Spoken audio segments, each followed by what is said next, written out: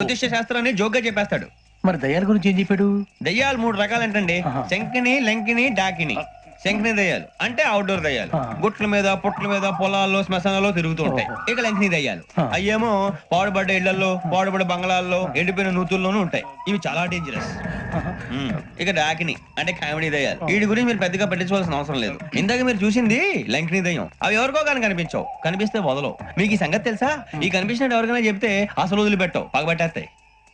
వెంకటేశ్వరరావు, నీకు విషయం తెలుసు? డల్దో ఇందాక నాకు దయ్యం కనపడలా, ఊరకనే కామెడీ కన్నా. డాకిని టైప్ అన్నమాట. అంటే కామెడీ దయ్యం అనే కదా ఉద్దేశం. పైగా మంది ఉచ్చక వెంకటేశ్వరరావు, ఆ రాజవాడకి దయ్యం గొడవే లేదు. అందులోనూ నవంబర్ 8. సార్ మాటల్లో మీ క్వార్టర్ వచ్చింది, క్వార్టర్ కొట్టి పడుకో. మన క్వార్టర్లు మీటర్లు లేవు కానీ ఏదన్నా ఒకవేళ అర్ధరాత్రి పూట మా క్వార్టర్లో వచ్చి పెద్ద పెద్దగా కేకలు ఇస్తే ఇగ్గురు చెయ్యదులు చేపట్టుకుంది మీరు సార్. నేను పట్టుకున్నా. లైట్ అయ్యి బయట చీకటిగా ఉంది. ఏదో శాడిస్తాం వీడును కింద దర్శనం ఈ పాటికి శ్రావణ్ గారు పట్టుకొచ్చి బయట పెట్టుకుని బాగా మేనేజ్ చేశారు. రుచుకోవంట. అరే వాళ్ళ డేట్ ఎంతరా? 16th.